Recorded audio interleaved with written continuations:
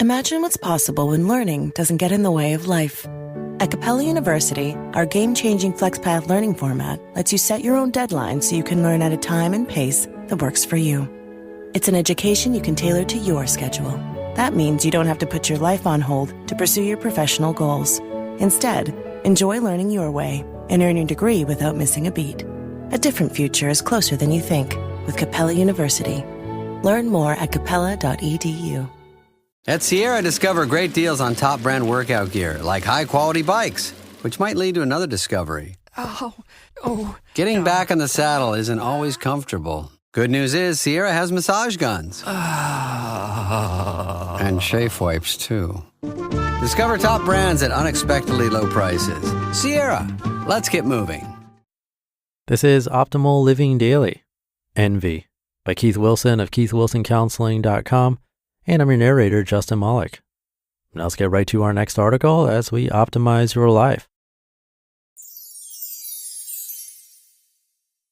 Envy, by Keith Wilson of keithwilsoncounseling.com. Envy is not a rare feeling, but it's a rarely acknowledged one. No one likes to admit they're envious. Instead, they'll call it some other feeling: anger, injustice, resentment, sadness, hurt, puzzled, lonely, bored, or jealous, among others. But if you've ever been unhappy that someone had something you don't, you were envious. Admit it. Anger and injustice are mistaken for envy when you say it's not right others have something you don't have. When you nurture that anger, you mistake it for resentment. You call it sadness if you feel down about it, hurt if it pains you, and puzzled if you don't understand why. You'll say you're lonely or bored when you wish you had someone or something to do. At the core of all these feelings is envy. If you want to understand these feelings, you must call it for what it is: envy. Jealousy is different from envy, although the two words are often used synonymously.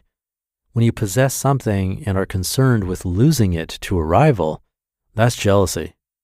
Envy is when you don't possess something and don't want anyone else to have it either. You're jealous when your girlfriend wants another man. If you want another man's girlfriend, that's envy. Envy is also different from admiration or a desire to emulate. With envy, you want to punish the person who has what you want.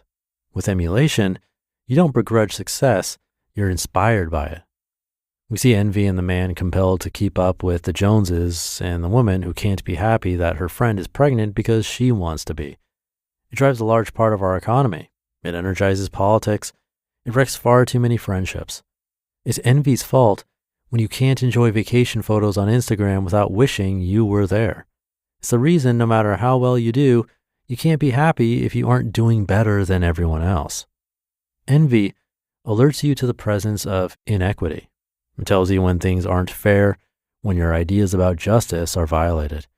You feel envy because you believe you should have an equal right to anything you want because you're just as good and deserving as the next person. Envy appears to promote egalitarianism. Unfortunately, you only feel envy when you're on the bottom looking up. When you're at the top and actually have power to correct inequities, envy is nowhere to be found. You could argue that envy serves a useful purpose in motivating you to succeed. And to see if that's true, examine your reaction after you've completed a video game. How do you feel looking at the leaderboard? Interest, awe, and admiration? Or do you hate the names listed there? Can you review your performance and see how you could have done better? Or are you more focused on how the game was rigged? Could you sincerely shake the champion's hand, or do you want to maim him so he can't play anymore? Envy is a potent cause of unhappiness. Of the 7 deadly sins, envy, gluttony, greed, lust, pride, sloth, and wrath, is the only one that's no fun at all. Not only are you made unhappy by your envy, but you wish to inflict misfortune on others. If you're not going to feel good, no one else can either. I really began to know envy after I published my first book. I must be careful every time I get a royalty check not to compare it with the checks I imagine others get. If I let myself linger in those thoughts, I'd resent others' success and forget my own. I'd start to rail against all the advantages they had. I'd mistake their failure for my success. If someone asks me for writing advice, I'd be suspicious and competitive. I'd write nasty reviews and never be able to give deserved praise.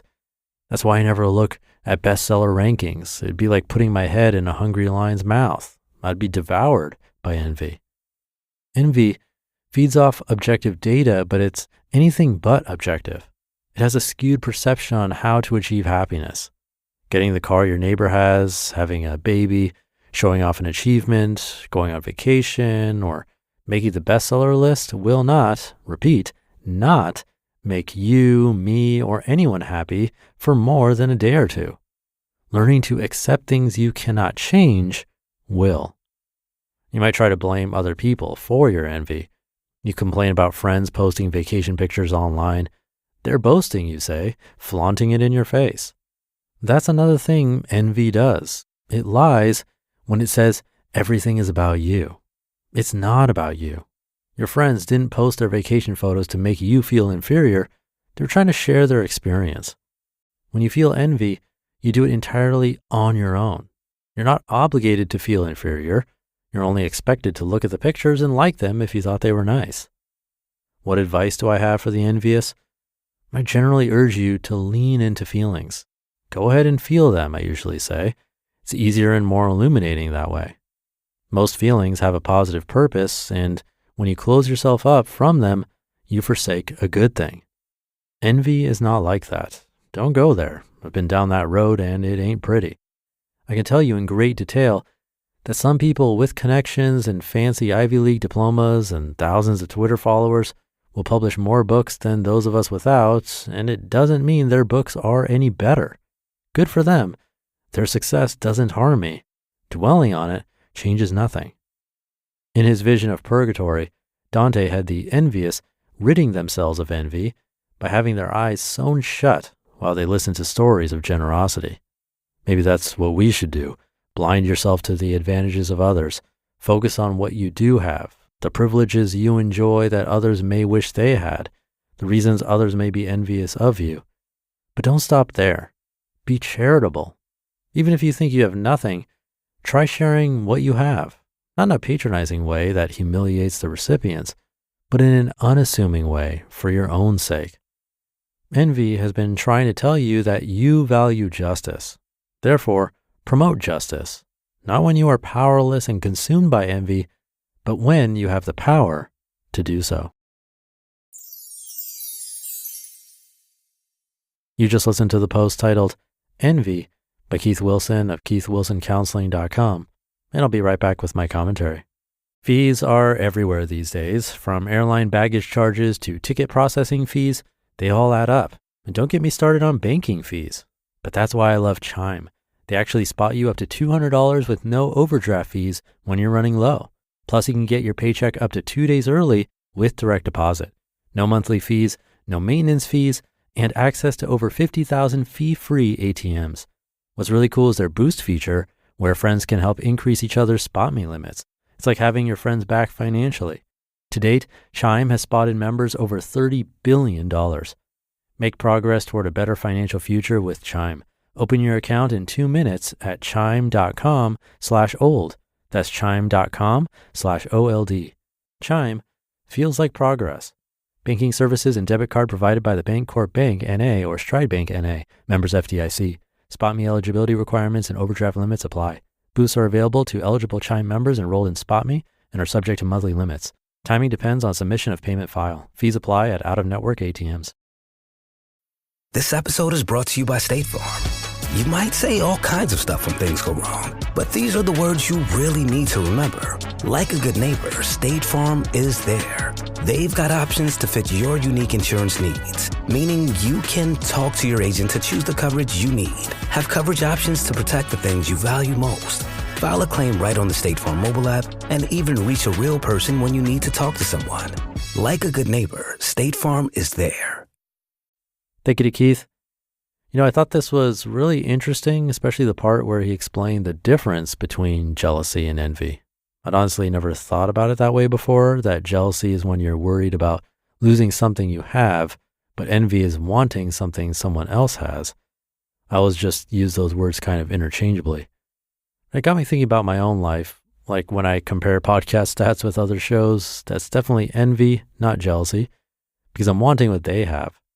But when I worry about losing listeners to other shows, I guess that would be more like jealousy. It's a subtle difference, but an important one, I think. And comparing listens to other shows, worrying about rankings, like he said, it really doesn't lead anywhere good. It's funny, when I first started this podcast in 2015, I was just happy to have anyone listening. But then as it grew, it became easier to focus on what other podcasts were doing or how they were growing faster. And that's that trap of envy that Keith's talking about, can really steal the joy from what we've already accomplished. So maybe today we can try to catch ourselves when we're feeling envious, not jealous, or both, and remember that other people's success doesn't take anything away from us. Easier said than done, I know, but definitely worth working on. And with that, have a great weekend. Thank you for being here, and I'll see you tomorrow where your optimal life awaits.